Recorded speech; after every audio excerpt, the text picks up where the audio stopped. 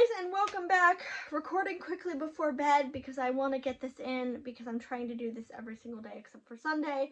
We are talking again about Scrapped Princess and Chika.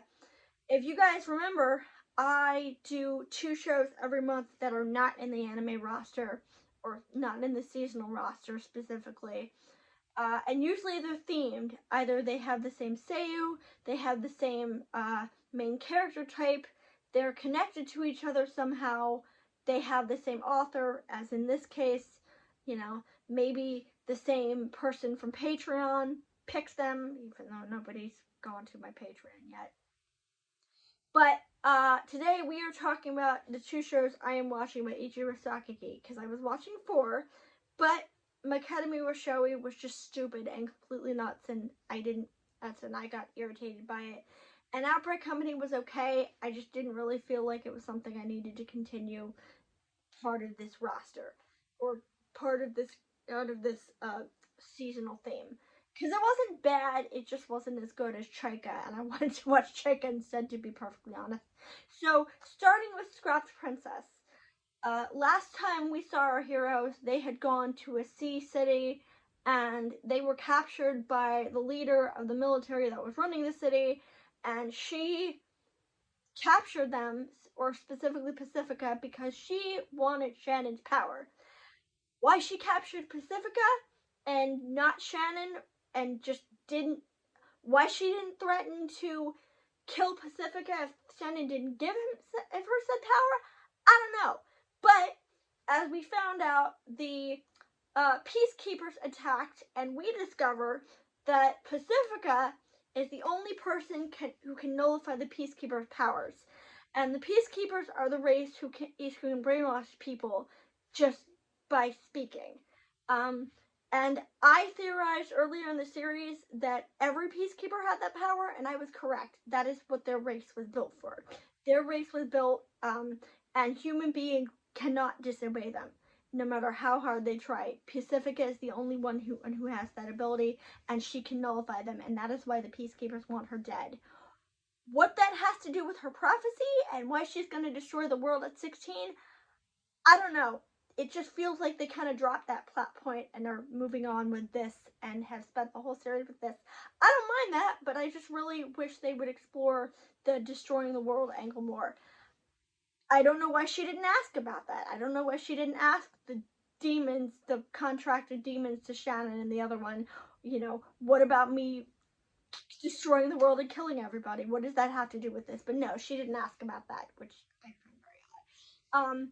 But she fortifies the base they are in, I think completely by accident, because a peacekeeper gets in and she's like, no, stop, and everything just becomes fortified. So I don't think this power can trigger because she wants it to. I think it triggers when she's in distress, and as in there's no other choice. Which I think makes perfect sense. The one thing I don't understand is why this leader keeps pushing Pacifica to do something. Like, she's a teenage girl. She has no weapons. She has no fighting capability. Why you are mad that 2 people are protecting her when she's clearly completely helpless, I don't understand. She's like, oh, you need to go for it and you need to defend yourself. Your brother and sister won't always be there. It's like, okay, her brother and sister defend her. I'm sure you have family members who you would need to defend in a pinch, like, maybe you have a sister. What do you want me to say to your sister? Oh, you need to get out from behind your sibling. I don't understand that logic. But the interesting thing to me is that they are attacked by these blobs, and if you remember, these blobs can suck up and eat people. A la Bloodsea. Love that show. Really love that show. And they theorize that killing the peacekeeper would kill all the blobs, make them all go away, which honestly makes sense. Although, I have a feeling Pacifica is going to be pushed into a corner and is going to do something like really, really, really fantastically cool and like trigger a world reset or something. Because I don't know where else this series would go. It's been established that she is almost completely helpless. it has been established that she can't be, you know, she's the only one who has the power to stop these things, and they got to do something with it. I also like the Shannon fight because he has this really cool thing where he contracts with the demon and it becomes this like nine-tailed fox, and it looks really really really cool. We also learn that other people have the seeds to become guardians, but like for some reason her siblings were the only ones to actually, you know, manifest these and become guardians. I have a distinct feeling these seeds are also what causes the peacekeepers to be able to enslave people, like they're corrupting these seeds, and you know. But other than that, we are. What else?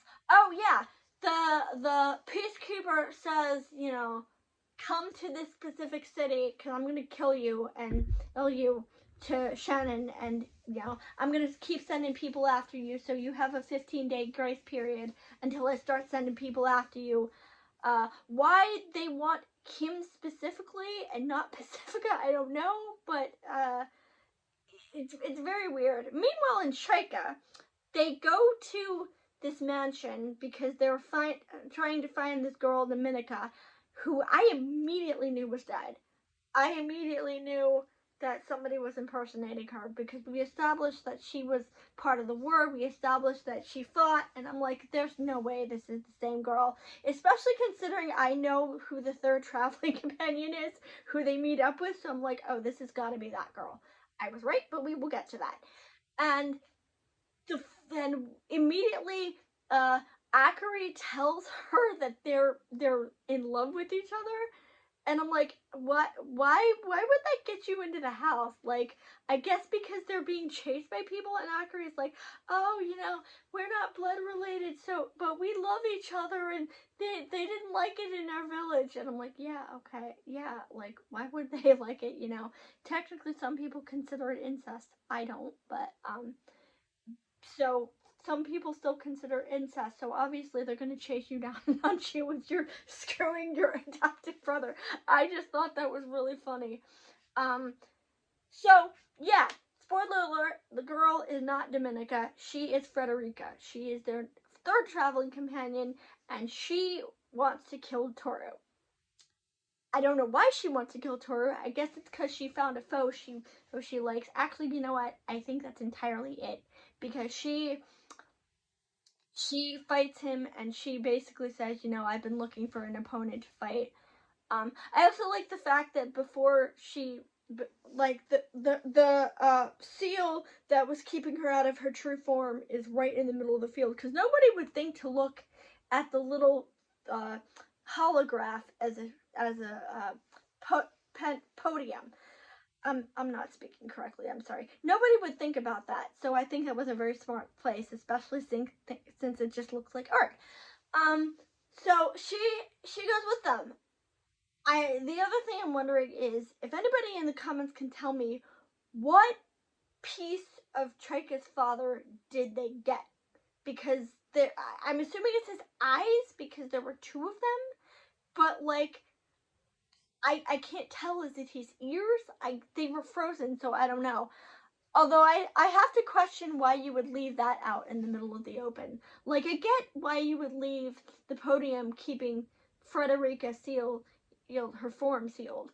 But like, why would you keep the thing that's most important that you're fighting someone over out in the middle of the open? I don't understand. I don't understand that. But we now have a new traveling companion, and on Scrapped Princess, they now have to officially go to a city to fight the peacekeepers. Otherwise, is everybody gonna die? So that is it for today, and I will see you tomorrow. Also, I am going on vacation starting the 2nd, so probably I will not start the next round of vlogs until after that's done.